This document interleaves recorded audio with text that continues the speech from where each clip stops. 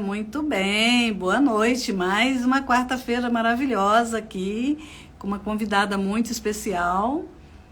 E eu tenho estado bastante feliz com as pessoas que vêm conversar conosco, trazer suas vivências, suas experiências.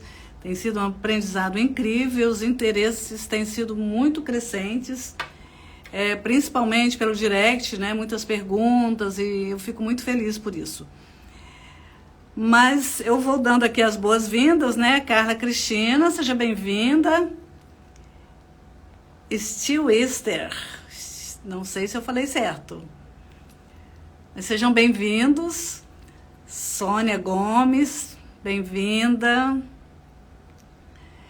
Muito bem, hoje nós teremos uma convidada muito querida aqui, Célia Passos. Estou esperando que ela entre, ela ainda há pouco esteve conosco, já aqui num teste. Sônia de São Paulo, né, Sônia? Muito bem-vinda. Né? Nós vamos trazer aqui uma pessoa incrível, ela é uma especialista no assunto, acho que vocês que estão entrando agora conhecem. Oi, Fátima, tudo bem? Seja bem-vinda. Simone, obrigada por estar conosco. Gente, olha só, ela vai entrar, a gente vai pedir para entrar, esse é o formato das nossas lives. É uma live do Catálise Psique, que tem o propósito de trazer vivências variadas para as pessoas. E isso ajuda muito. Muitas vezes as pessoas têm problemas imensos, né, e não conseguem sair dos problemas. E quando elas veem outras situações, então, tem pessoas aqui de diversas áreas e contando as suas histórias, tem inspirado muita gente e é muito bom. E esse é o propósito do canal. Hoje, especialmente, nós vamos trazer aqui Célia Passos, que me deixou muito feliz ao aceitar o convite. Eu acho que ela ainda não está aqui. Célia, está sim. Oi, Célia, estou lhe convidando para entrar comigo na óculos. Eu uso óculos para perto, mas aqui no celular, porque é pequenininho, tem que usar mesmo, tem que colocar mesmo. Celinha, seja bem-vinda, meu amor. Eu acho que a sua tela está virada para trás. Muito provável.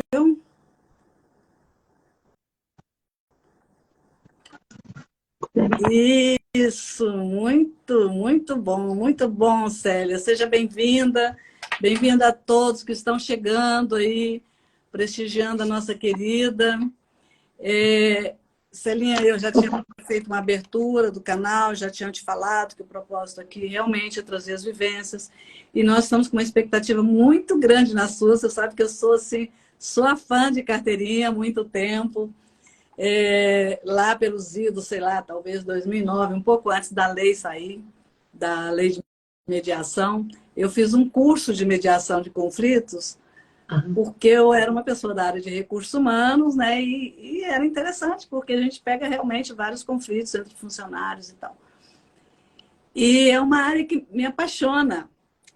E você é uma expert nisso, então eu sei que você vai trazer muito para nós, falar de tudo, né, da sua vida, como é que você foi parar em mediação, por que a mediação, quais são as lições que você aprendeu com elas, principalmente esse formato seu do círculo, que é fantástico, né? Querida, eu vou abrir para ti, você se apresenta, né? E fica com a palavra. Eu vou intervir muito raramente, porque a história é sua, mas eventualmente faça alguma pergunta. Todos sejam bem-vindos, podem curtir, mandar os coraçõezinhos que nós vamos amar. Depois nós falamos com vocês. Vai, querida. Obrigada, Pedrinha, pelo convite. É sempre uma alegria ter essas interações, né? Ter a oportunidade de falar daquilo que a gente gosta, falar um pouco da trajetória também, né? De como que a gente chegou onde chegou. Tem um livro do Machado de Assis, Memórias de Brás Cubas, que ele fala que o menino é o pai do homem, né? E a minha história é um pouquinho nesse sentido, sabe? Parece, quando eu olho, né, para trás, que desde o do início da infância eu já vinha sendo preparada para ser quem eu me tornei, né? Então, quem é essa Célia Passos, essa advogada, mediadora, facilitadora de diálogos, né, e de processos de construção de consenso? Como é que eu me tornei quem eu sou, do ponto de vista pessoal e profissional, né?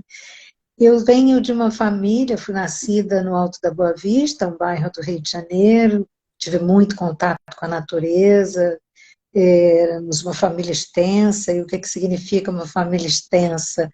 É uma família que vivia junto numa casa com 4 gerações, né? Minha bisavó, meus avós, minha tia-avó também, meus pais e nós 7, éramos 7.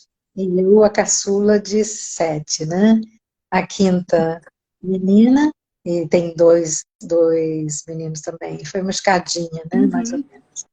Então, a minha experiência desde o início é de conviver num coletivo, né? Uma família muito amorosa, minha família sempre foi muito amorosa, e nós praticamente tínhamos tantos adultos quanto crianças, né? Éramos muito cuidados. E é interessante isso, quando eu paro para pensar, estava pensando, né, o que que eu ia trazer como trajetória. A questão mais interessante, assim, que me prende mais, é que eu acho que eu já fui preparada, já nasci num contexto de conviver com as diferenças, né? Sejam as diferenças geracionais, porque éramos 4 gerações, né, convivendo, então há muita divergência, né, e muito respeito também. E, além disso, do ponto de vista físico, biológico, minha constituição era um alemão com uma indígena por parte de mãe, por outro lado, por parte de pai, ascendência portuguesa. Então, embora eu tenha tido uma educação muito europeia, né, de estudar piano, estudar línguas, inglês, italiano, espanhol, além de falar o português, estudar violino, flauta, tentar o violão também, a gente está em casa, tinha uma prática muito de participação mesmo, e isso hoje, depois de eu estudar os círculos, eu vejo que tinha uma influência indígena, né, de sentar e resolver as questões em círculo. Eu já participava de círculo em casa na infância. Isso depois eu fui me apropriando das técnicas e vendo quanto isso era impregnado em mim, né?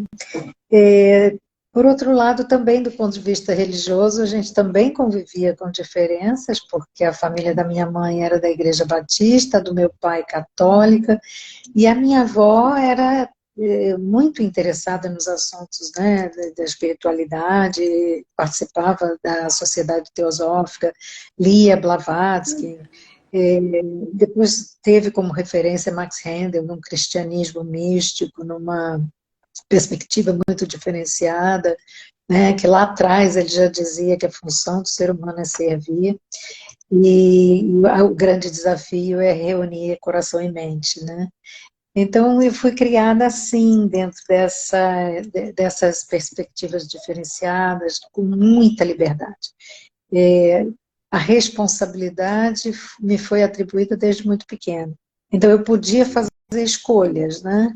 E me responsabilizava por elas. Era uma liberdade que me espantava, porque eu não via as outras crianças com essa característica de escolher se vai à aula ou não, sabendo que as consequências eu teria que assumir. E é claro que eu ia à aula. Uhum.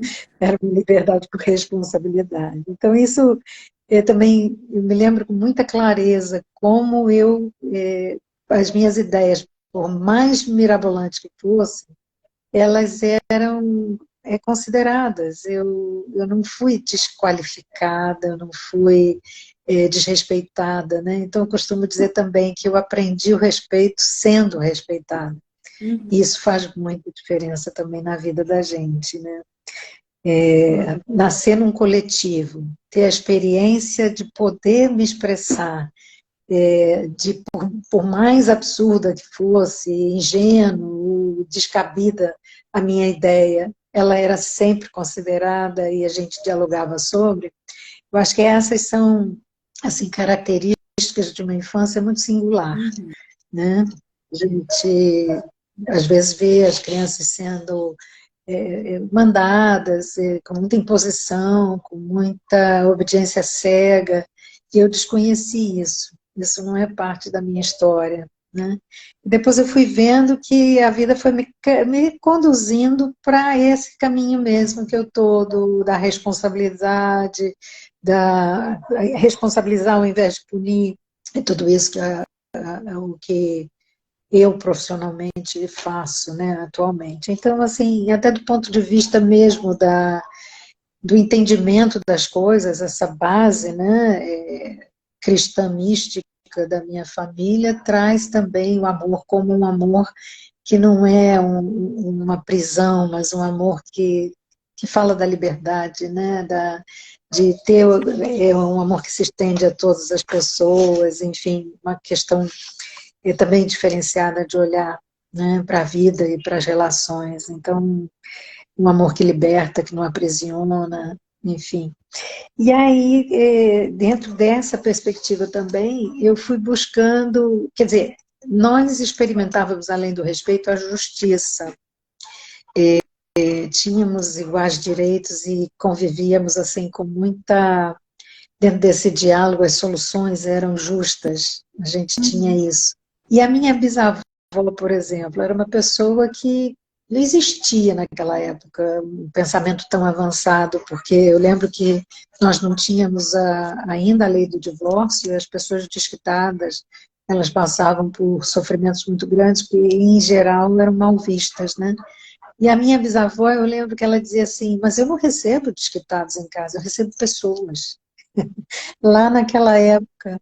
E isso, assim, me pauta para uma série de escolhas na vida, para os novos preconceitos, né?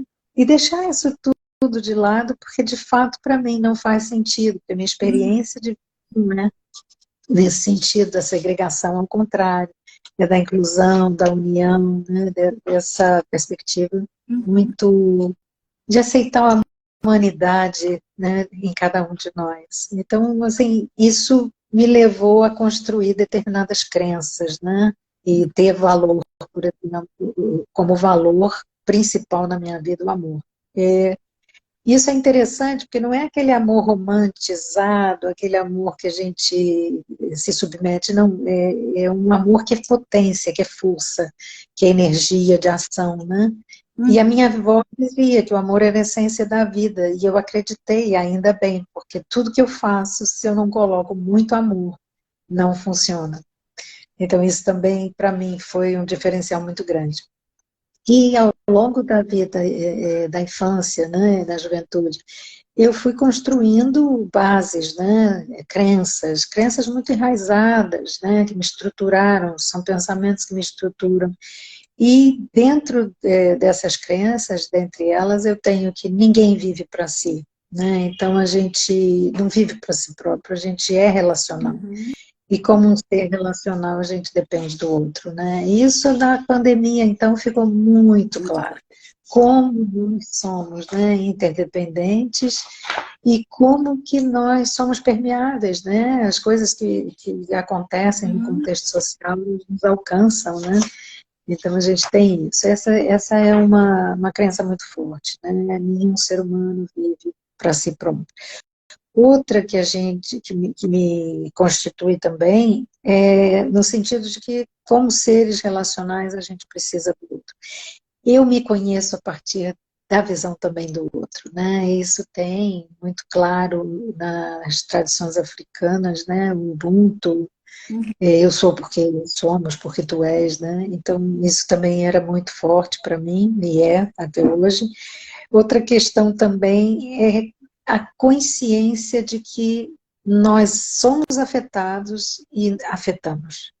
E é muito interessante, ao longo da minha trajetória profissional, como às vezes eu encontro pessoas lá de trás que me contam afetos, né, que eu provoquei e que eu não tinha a menor ideia.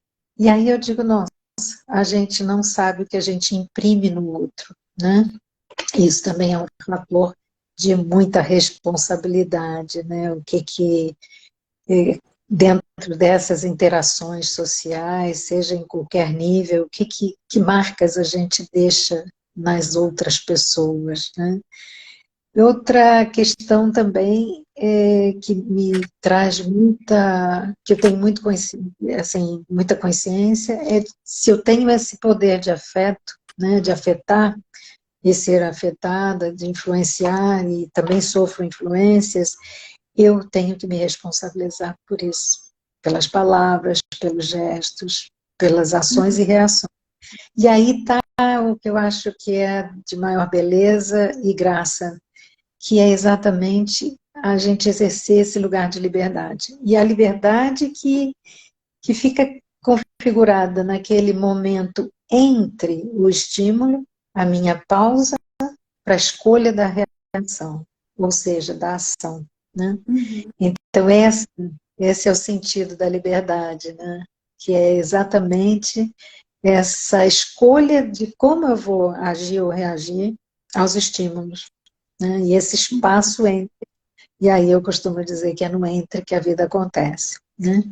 Então, dentro dessa história toda, eu acabei muito conectada com a justiça e fui fazer direito, porque aí entendi que temos um Estado democrático de direito, temos uma advogada querendo fazer coisas boas e positivas, então está tudo certo. Escolhi o direito como profissão.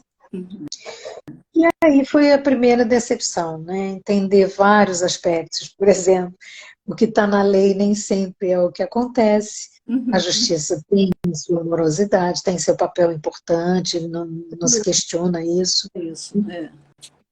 Mas temos aí grandes desafios também em termos de justiça judiciária, acesso à justiça e tudo mais, então isso também mexeu muito comigo. E num determinado momento eu comecei na área de família e achei que era pesado demais. Eu era muito nova, muito sem experiência, e as pessoas assim que construíam um projeto de vida, de repente no meu escritório estavam discutindo por conta de um palito de fósforo, né? Então, às vezes aquilo era desrespeitoso para mim, eu me sentia constrangida de estar participando daquela cena tão deprimente. Muito, né? Então, isso me tocava muito profundamente. E eu resolvi sair dessa área de família e me especializar na parte de empresas, né? E fui para o segmento das telecomunicações, e parte dessa história você conhece. Onde nos conhecemos.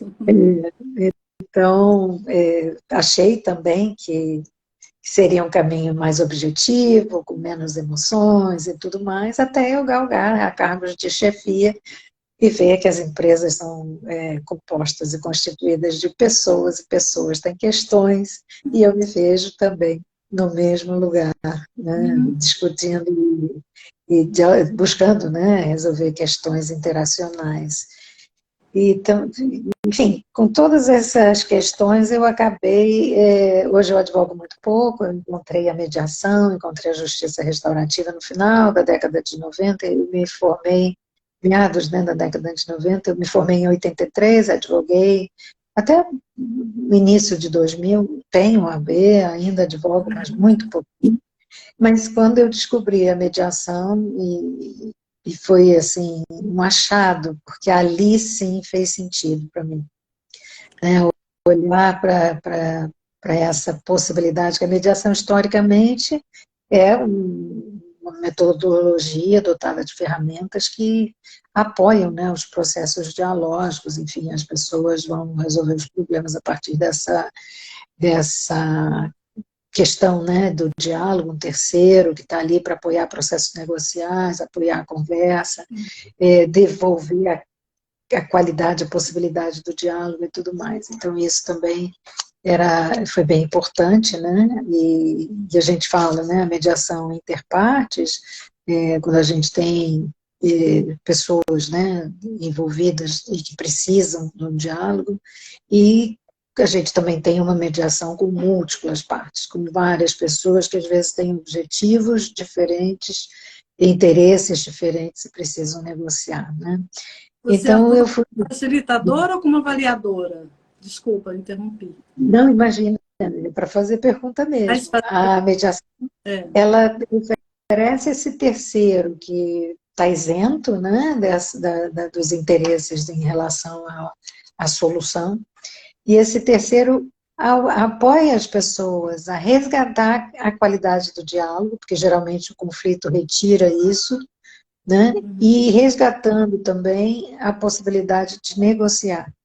Então, por exemplo, é muito comum eu trabalhar, que ninguém foge ao seu destino, então todo de âmbito empresarial, familiar, escolar e tudo mais, e a gente vai estimulando o diálogo para entender como que a pessoa chega àquela proposta, com que parâmetros, o que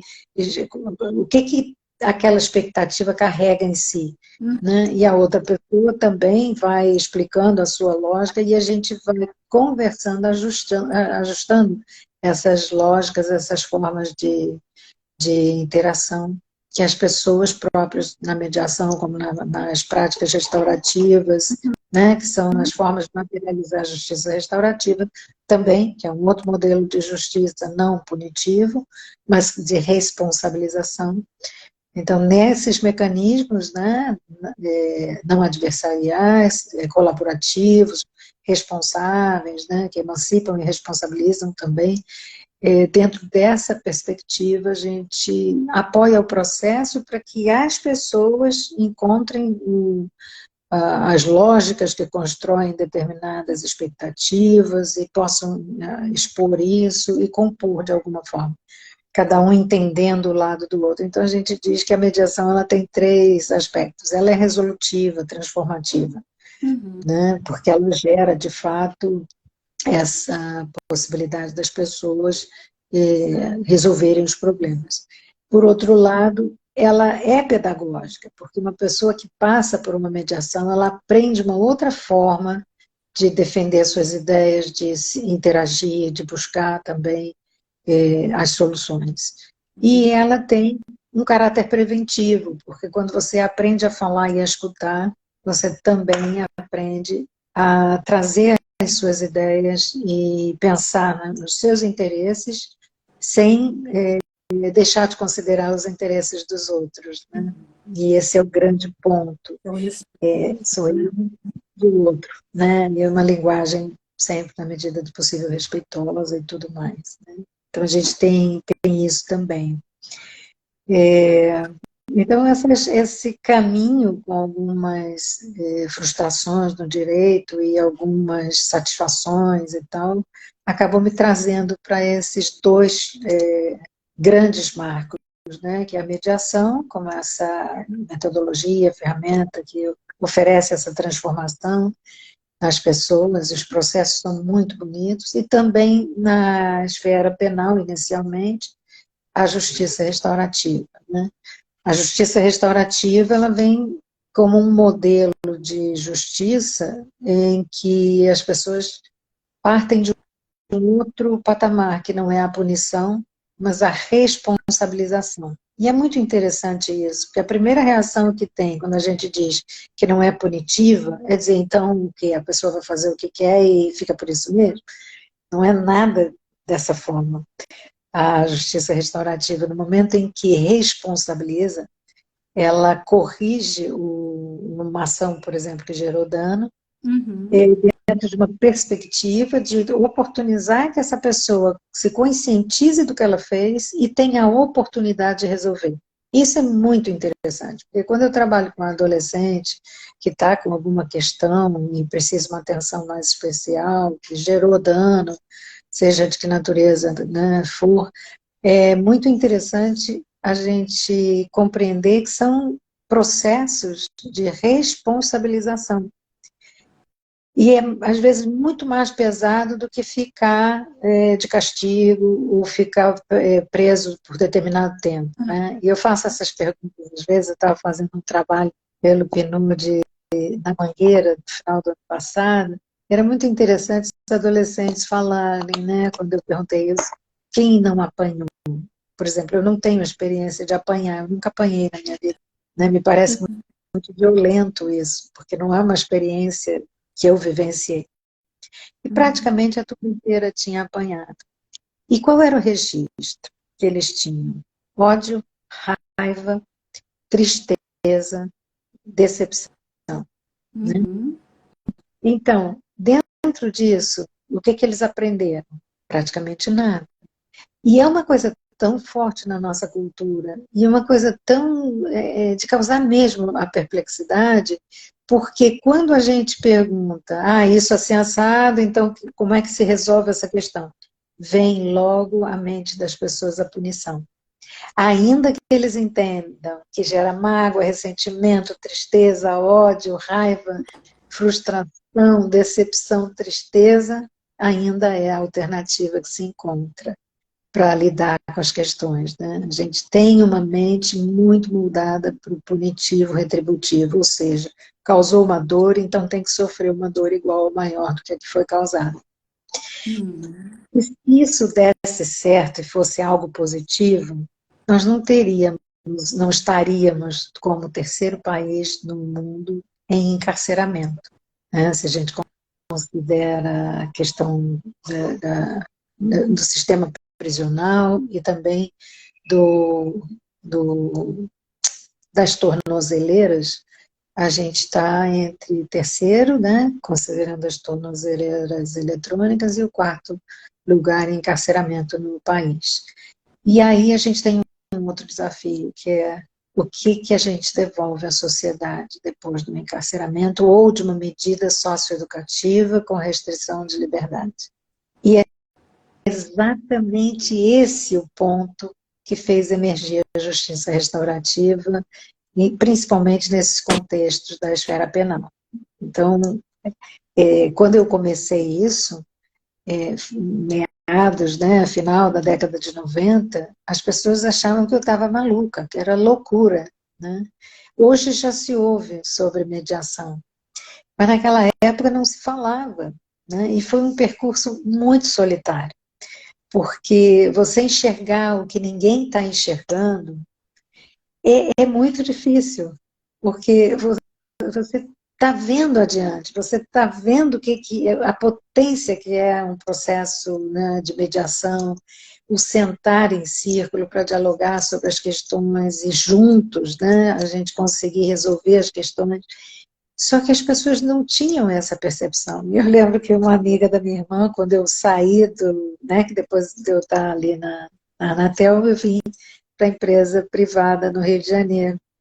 Então, saí de Brasília e vim para... Continuei no segmento de telecomunicações e vim, né, para o Rio. E quando eu resolvi sair e realmente me dedicar à cultura de paz, à mediação, os processos e práticas restaurativas, dentro da abordagem da justiça restaurativa, me lembro que uma amiga da minha irmã dizia, mas ela está louca, ela vai se arrepender e tal. E muito tempo depois ela encontra a minha irmã e diz assim, a sua irmã ainda está com aquelas manias.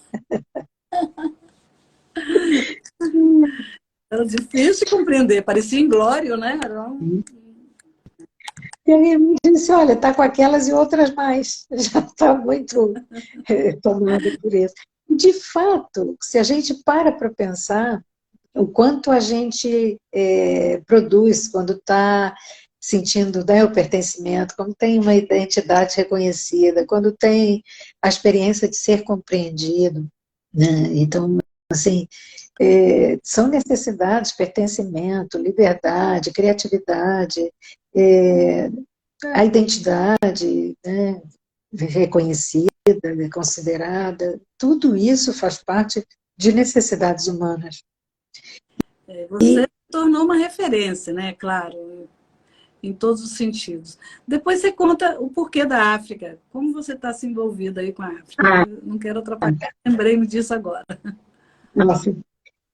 De fato, o que acontece? Eu acabei me dedicando muito a essa área, me destaquei, com certeza pela dedicação e tal, e houve um processo seletivo pelo Programa das Nações Unidas para o Desenvolvimento, eu fiz parte desse processo seletivo, fui estimulada por um juiz em São Paulo para participar, e eu dizia, ai, doutor, África, não, acho que não, vou ficar por aqui mesmo.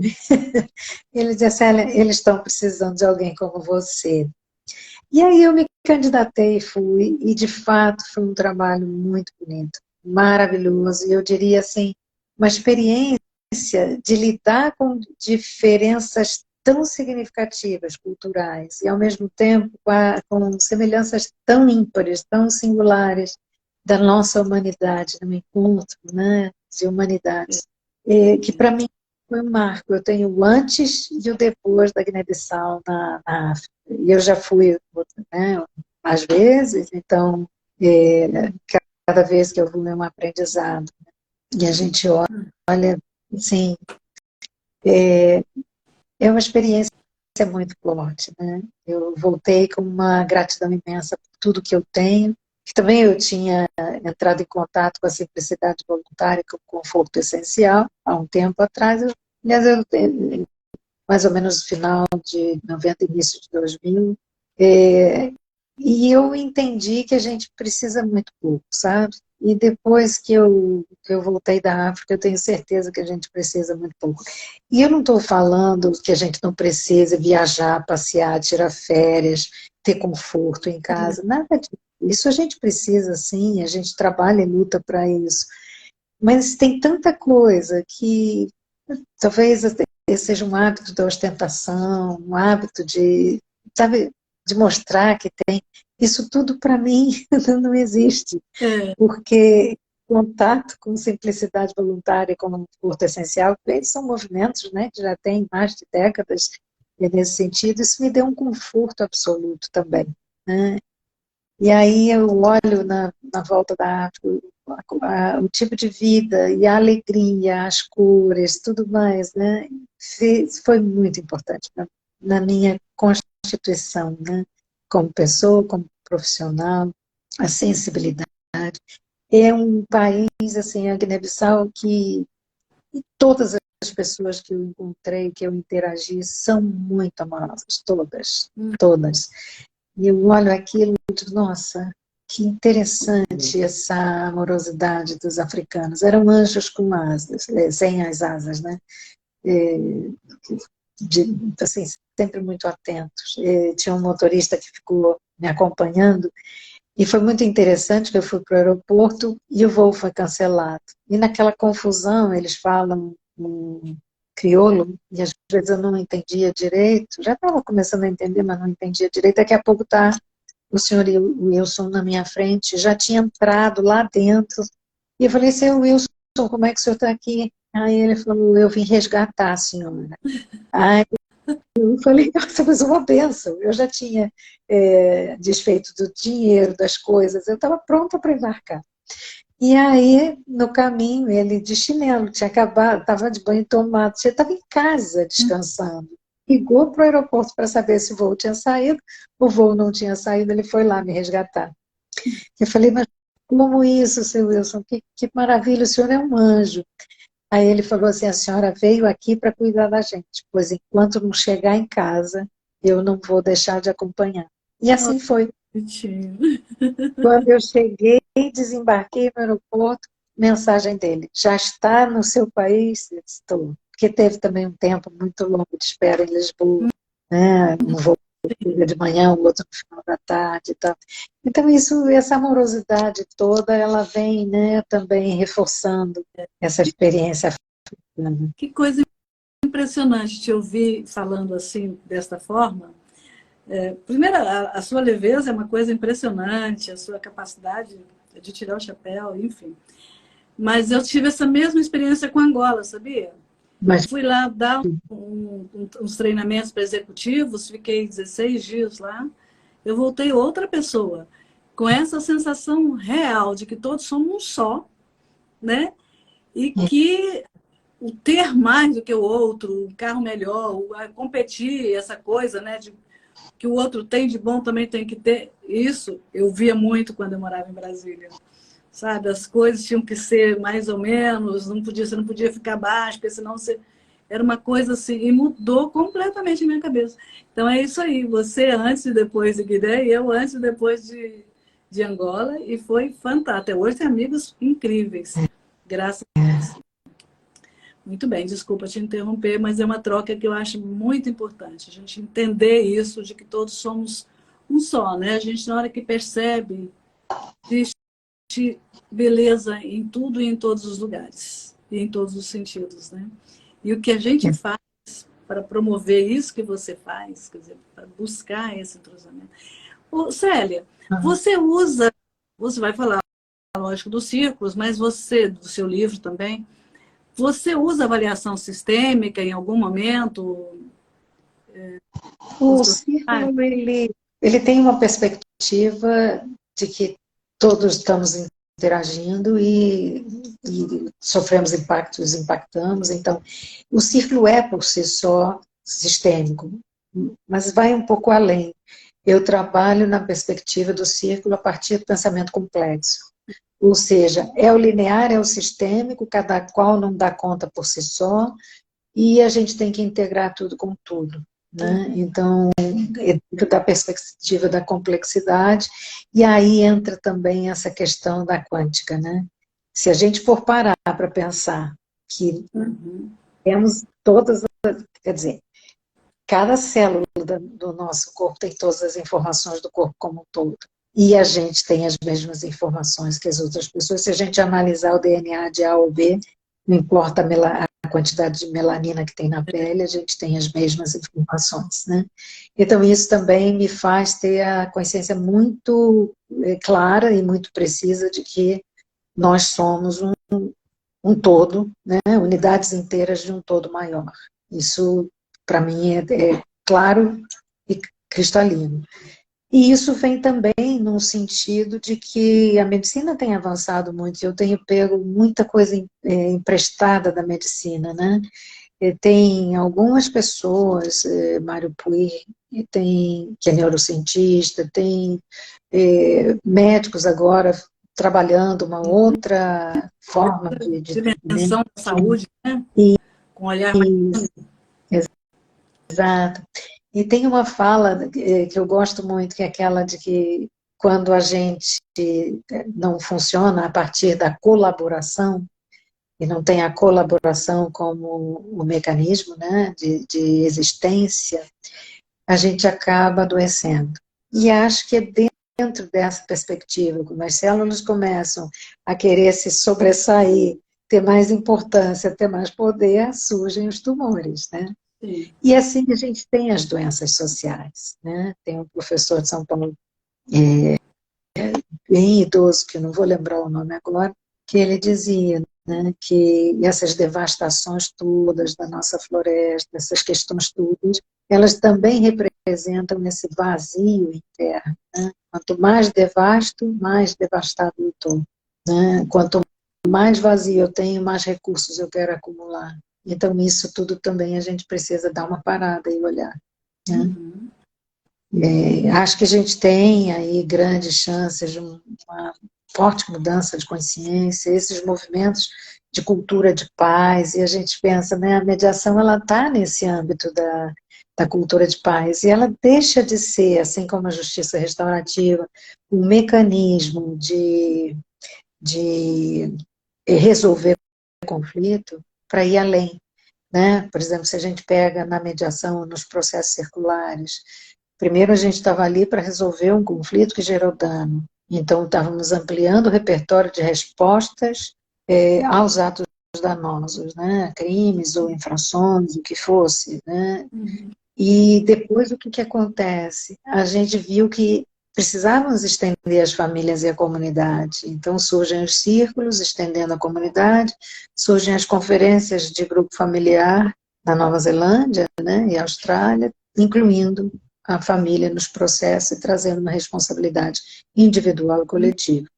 Os círculos passam por esse pressuposto de uma responsabilidade individual, eu pratiquei um ato, eu preciso corrigir isso, para que aquela pessoa que sofreu esse impacto, ela possa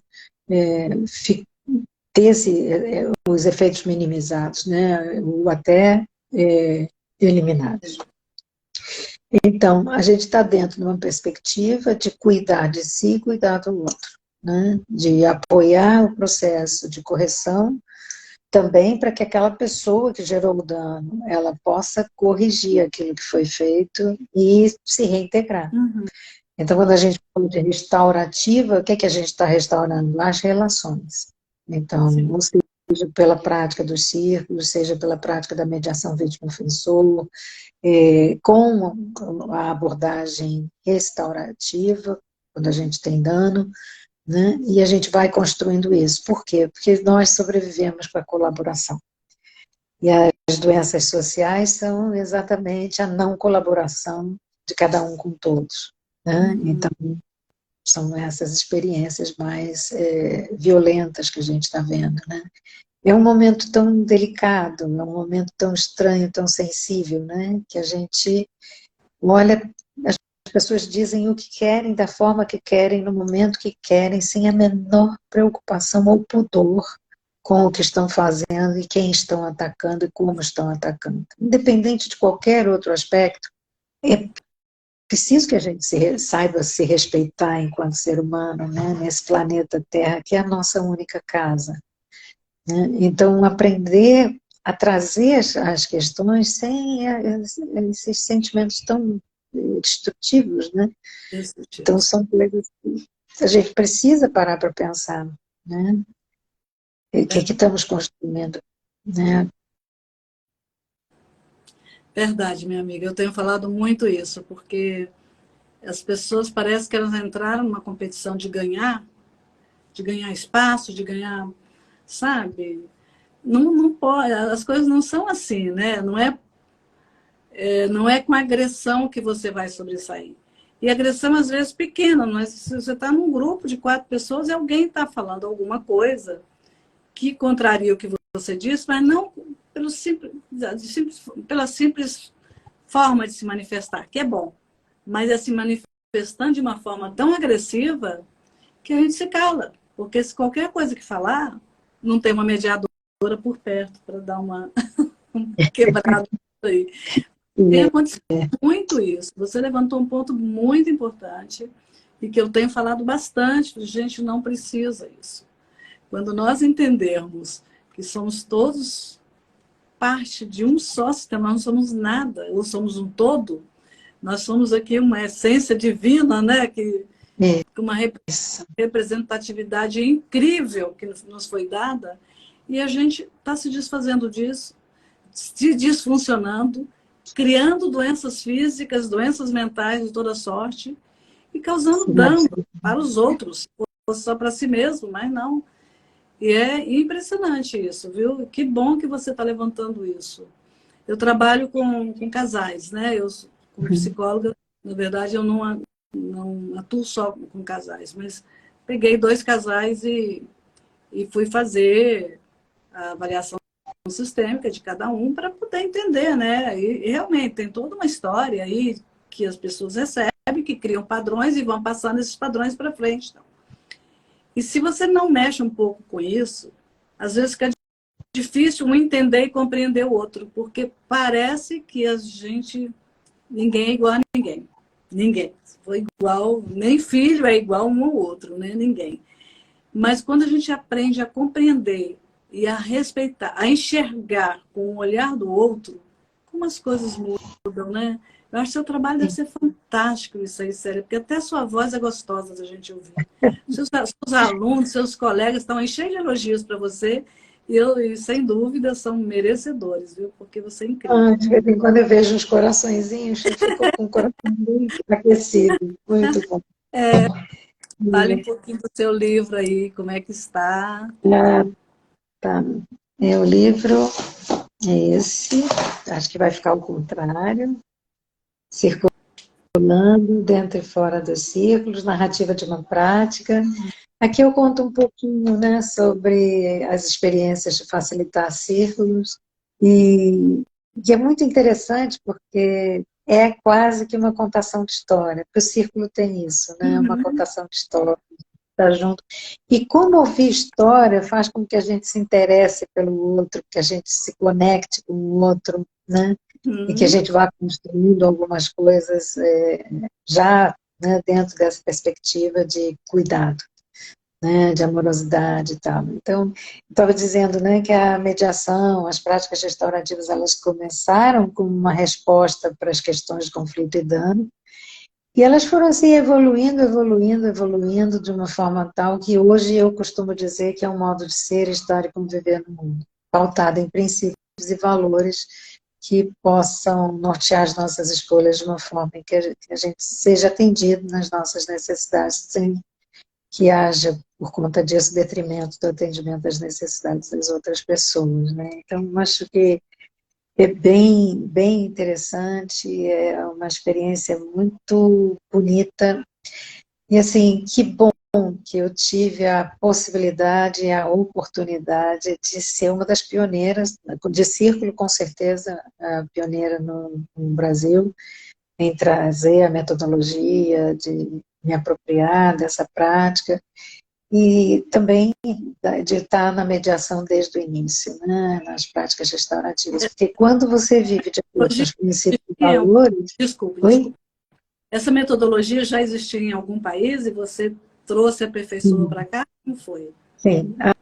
A perspectiva da complexidade nos círculos é uma abordagem minha, Uhum. mas os círculos existem desde que o mundo é mundo e desde que a gente se sentava em roda para se aquecer e compartilhar as Uhum. experiências do dia, né? Então isso é ancestral e é uma prática dos povos ancestrais que ficou um pouco adormecida, desqualificada, invisibilizada durante o período de hegemonia do conhecimento científico, da universidade e tudo mais, né? Então, as práticas ancestrais de povos indígenas, de sociedades pré-estatais, elas foram abandonadas e até eliminadas, né? Produzidas como inexistentes.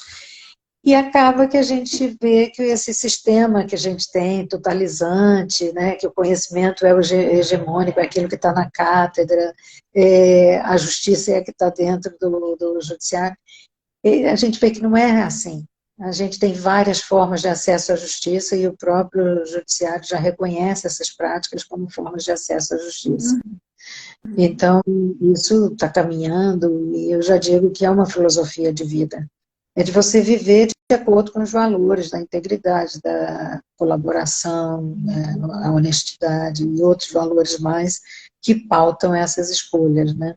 Então, desafios a gente ainda tem muitos para enfrentar.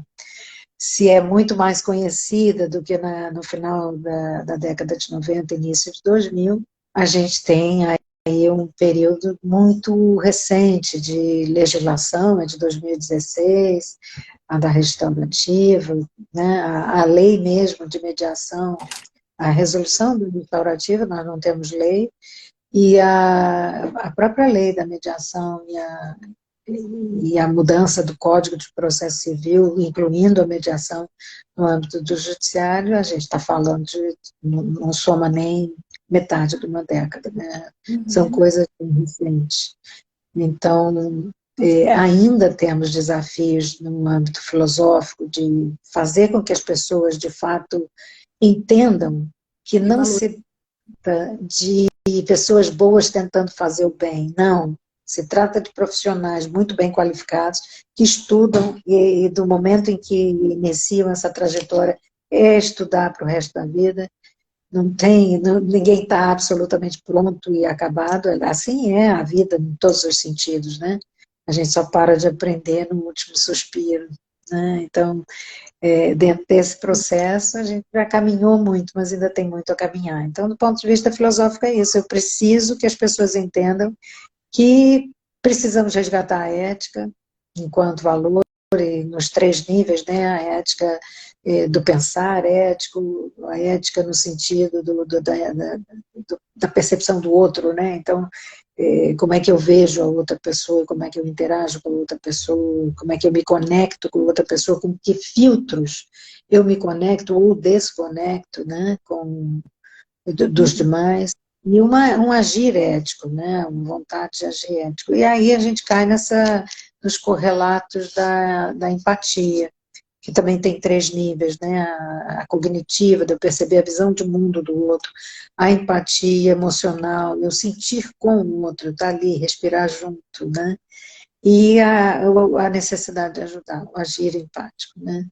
Então, a gente é norteado por isso, né? Tem que estar atento a esses aspectos, enfim. E você tem, você crê na possibilidade rápida que isso aconteça, que haja realmente mais valor, mais reconhecimento a esses 3 pontos que você levantou? Eu acho. Eu acredito, mas acredito assim, muito, porque o sistema que é necessário, em momento nenhum eu digo que tem uma justiça boa e outra ruim. O que a gente tem é uma gama de possibilidades de uma justiça adequada. Adequada no sentido de que para aquelas pessoas talvez o melhor seja esse caminho, para outras o outro caminho. Então a gente tem que ter um leque de possibilidades para oferecer aquilo que é adequado. Então a gente tem dentro dessa perspectiva que eu trabalho. Agora, também, por outro lado, a gente pensou muito no comportamento humano, e a gente não pensava no mecanismo, como é que funciona o cérebro, né? Por que que as pessoas, diante de um juiz, dão respostas diferentes de respostas que são dadas no círculo? Porque até hoje a gente tem uma série de hormônios estressores e quando está ali na presença do juiz, tem medo, tem hormônios de estresse, tem todos, né, todos esses aspectos, né? Não vou nem nomear os hormônios para não correr risco de errar. Por outro lado, no círculo, a gente está dentro de um acolhimento, de um pertencimento, ou numa sessão de mediação, com todo o respeito, uma igualdade, uma horizontalidade, uma igual oportunidade de falar, de ouvir, de passar a vez, de seguir ou se retratar e sair. Então, é um campo de liberdade, um campo de afetividade, né? Não que a gente vá entender que tem coisas erradas que precisam consertar, mas eu posso fazer isso gerando sofrimento ou não. Eu posso fazer apoiando a pessoa a corrigir aquilo que foi equivocado, ou desqualificando ela e reduzindo a potência dela, né? Então, posso fazer disso bons encontros ou maus encontros, né, que geram tristeza e, enfim. Então, sempre a gente vai estar trabalhando numa perspectiva daquilo que é adequado, daquilo que é correto. Tem pessoas que não querem participar, não querem corrigir o mal feito. Para essas pessoas, o judiciário vai funcionar muito bem, porque é muito desafiador mesmo a pessoa olhar para si e ver que um ato com um objetivo torpe, às vezes, né, gera tantos danos que se estendem e alastram por toda a rede da pessoa, né? Então, olhar para isso como autor do ato e dos danos decorrentes não é uma questão tão fácil de se enfrentar. E às vezes as pessoas não têm mesmo essa força, né? E tudo bem. A gente entende que tem outras formas também de promover a correção, a justiça, né? Então, aí a neurociência ela ajuda muito a gente no sentido de criar as condições biológicas, de reações químicas no organismo da pessoa, para que ela possa estar bem, e que ela possa não ficar bloqueada, não reagir com o cérebro ancestral, né, reptiliano, e, enfim, agir de uma outra forma. Então, assim, a gente tem assim, muitos recursos hoje, né, para entender essas questões e muitas competências a serem desenvolvidas para que a gente possa ter o ponto mais importante para mim, que é não perder a dimensão humana de cada ser vivo. Por mais que seja difícil entender o que a pessoa fez e a partir de que lógica, por que motivações a pessoa fez. É claro que a gente não está falando de trabalhar com pessoas que têm psicopatias, a gente tem os estudos psicológicos para avaliar também as condições das pessoas estarem ali, né? E aí seguir ou não. Mas a gente também tem desafios na área da educação, a gente tem desafios na área Todo.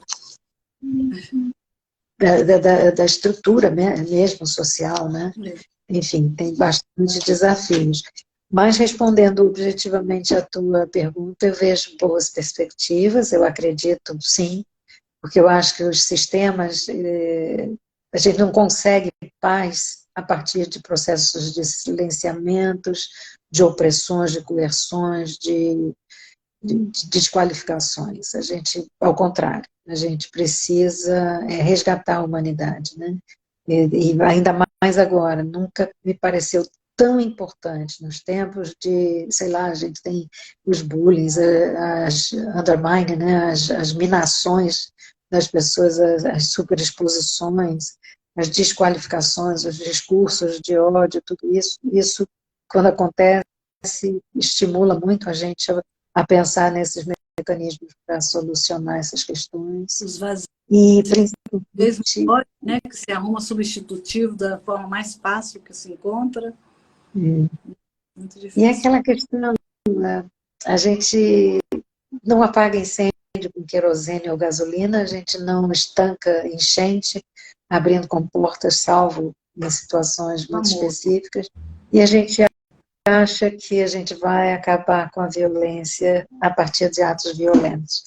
Isso é um equívoco imenso, se a gente entender a potência do amor, esse amor que é bem diferente, né, do que a gente chama de amor, que não aprisiona, que não é esse amor romântico que foi vendido, né, oferecido de sofrimento, de poder sobre o outro, enfim, esses que estimulam a matar, mas é esse amor como uma prática responsável de viver a vida, né? Acredito sim que a gente tenha muito sucesso com isso. E são muitos os desafios, mas os prenúncios de bons tempos também são muito animadores.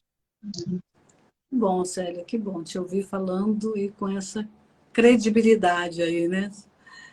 Muito bem. Celinha, nós infelizmente temos um tempo aí bem avançado, daqui a pouquinho a gente é cortado. Então eu passo para você primeiro, assim, eu quero te agradecer imensamente por você ter estado conosco, assim, eu sinto uma vontade enorme de te dar um abraço nesse momento, mas sinta-se abraçada com carinho, com muita gratidão por ter nos passado tanto, tanto de você e tanto da mediação, que é uma coisa que está cada vez mais se abrindo, né? Eu vi, tem faculdades, inclusive, agora, né? Mas você é praticamente uma precursora no país. E você sabe de tudo. Bom, enfim, minha amiga, eu te agradeço muito. Eu abro para você se despedir aí. Agradeço a cada um de vocês que estiveram aqui. E você use os seus minutos para falar tudo que você ainda tem para falar, porque eu amarei ouvir, porque você é fantástica. Beijo, obrigada, querida. Eu que agradeço o convite, é uma honra estar contigo. É uma alegria muito grande. Eu lembro como você era afetuosa e acolhedora quando a gente chegava em Brasília. Você lá acolhendo as pessoas e, enfim, ajudando a resolver questões. Sempre foi muito importante. Para mim fez toda a diferença a minha chegada, como você onde estava e agindo como agia. Então, é uma alegria imensa estar aqui. Tenho acompanhado essa nova perspectiva profissional sua, que linda trajetória também. Então, estar aqui, antes de tudo, é um prazer e uma imensa honra. E compartilhar um pouquinho da minha trajetória, as minhas ideias e meus pensamentos com um grupo que se interessa em ouvir, né, num mundo em que a gente atropela as falas, que está aqui participando, interagindo da forma possível, é motivo de muita alegria. E contar um pouquinho dessas questões, né, dessas possibilidades, eu acho que renova as nossas esperanças. Com certeza. Em tempos tão A chave de tudo tá desafiadores. nisso, né? A chave de tudo está nesse amor todo que você dá aí, que a gente procura imprimir nas nossas relações. Eu acho. Essa energia positiva, essa energia boa. É. Eu só tenho a agradecer, Pedrinha. Muito obrigada. Obrigada a você, obrigada mesmo. A gente nem falou das lições aprendidas, mas falou-se sobre tudo e falou-se também das lições no meio do caminho. Então, ó, Sim, sim. um beijo grande, Também. portanto, viu? Obrigada. Beijo, beijo, beijo a todos. Beijo. Tchau, gente. Tchau. Infelizmente, o nosso tempo. Juntos, juntos. Obrigada, tchau. Tchau.